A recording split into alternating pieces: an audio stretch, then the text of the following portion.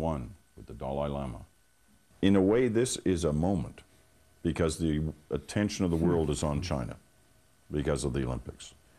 And now the attention is also placed there because of what's happening in Tibet. You've been in this struggle for autonomy for half a century. Yes. We look at the situation today in Tibet.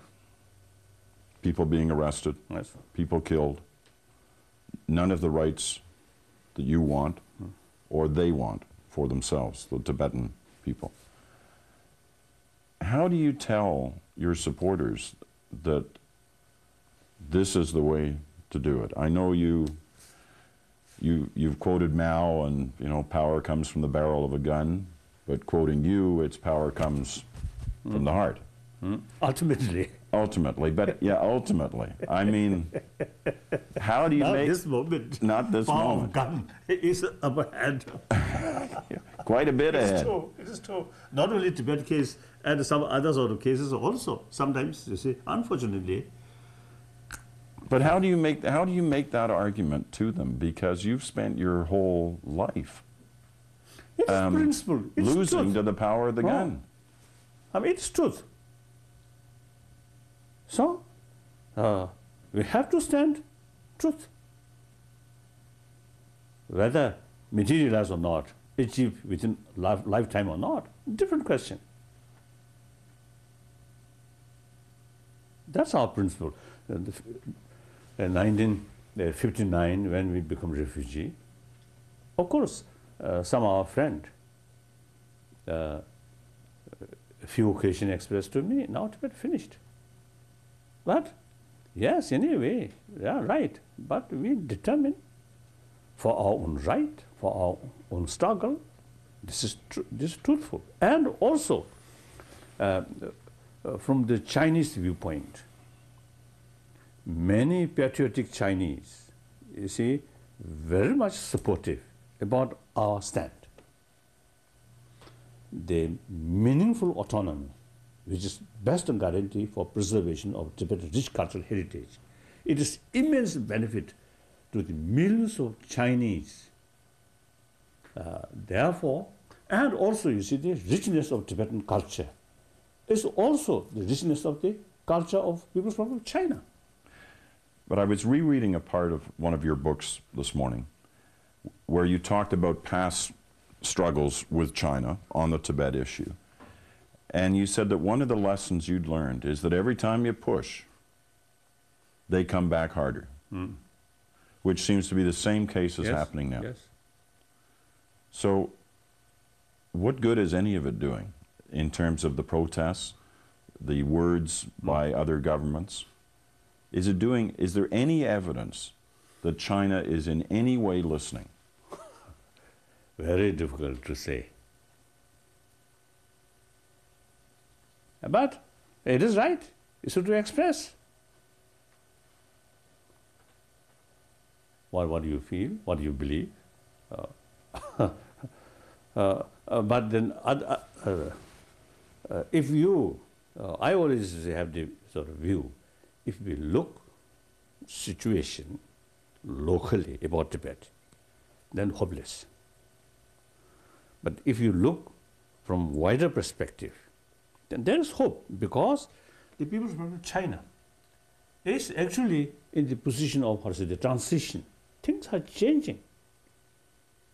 Now, today's China, compare 20, 30, 40 years ago, much changed, much changed. So this change still continue. Now, for example, my picture in Tibet itself, and also those surroundings of Tibet, I mean, those Tibetan area, they, prohibited.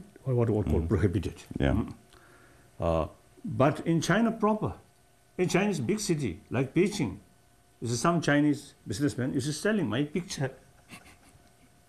I think So there's differences. think people will be buying them and wearing them in the Olympic Stadium? I don't know. I don't know. Much of the world is at least saying that they support you. and that they support the struggle of the Tibetan people. They seem to be saying all the right things. Yet at the same time, we see them rushing off to China to cut trade deals, being supportive of the Olympics. Is the rest of the world doing enough to support you at a time when your people are being thrown in jail, some killed on the streets in protest? Certainly. Are they doing enough? Not enough. But then, further question, how much the world can do? It's difficult. Well, they could cut off contact. They could boycott the Olympics. They could have a trade embargo. Billion Chinese very much concerned about the Olympic. They really feel proud as their country taking host. Therefore, right from the beginning, I fully support that China should be a host of the next Olympic, right from the beginning. So I support. Still, I'm supporting. No boycotts. In spite, you see, the recent sort of the unfortunate things that happen. Still, my position is the same. You prefer that nobody boycotts sending their teams to the Olympics? Boycott, basically, I feel too radical. I prefer, you see, participate. So, I think the world also have the moral responsibility to remind the Chinese leaders in order to be respected, good host.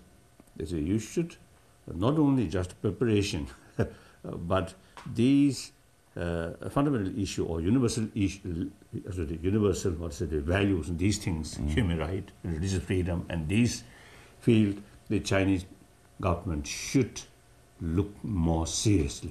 Is there any possibility that there can be some door opened between you and the Chinese leadership to talk about Tibet's place within China? I mean, yes. How seriously, you've said before that there are always back channel discussions of some sort going on. How possible could it be that we could see you sitting at a table with a Chinese leader? I feel very possible, but now you see Chinese, of course, for the immediate method, this is some kind of crackdown, this is they already implemented. I think in certain viewpoint, you see, what they in the name of law and order, you see sometimes such things happen.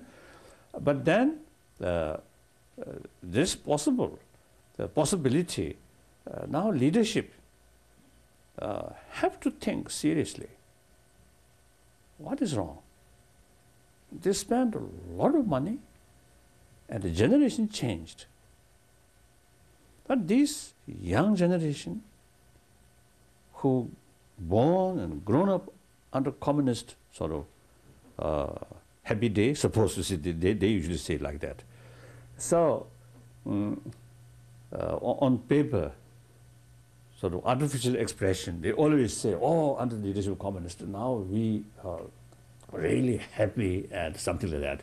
If that expression is the reality, then this kind of uprising, impossible. We're almost out of time, but we do have more. Final thoughts, one-on-one with the Dalai Lama, right after this.